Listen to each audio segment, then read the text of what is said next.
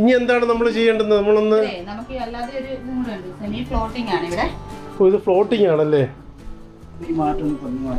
ഓ ഹൈസു നോക്ക്, നമുക്ക് റൂമിനകത്ത് നിന്നുകൊണ്ട് ഫിഷ് ഫീഡ് കൊടുക്കാം. ഫിഷ് നോക്ക് മോനെ. ഹൈസു കുറച്ച് കൊടു.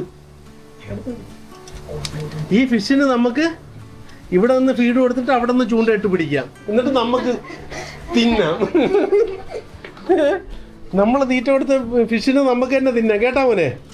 ഹൈസു മതി. ഇത് കണ്ട അൻസി, സൂപ്പർ. നമ്മൾ മാറ്റ് വേണമെങ്കിൽ മാറ്റിയിടാം അല്ലേ? അവിടെ കാണാം അല്ലേ? അപ്പൊ അതുപോലെ അകത്തും ഉണ്ട് കേട്ടോ.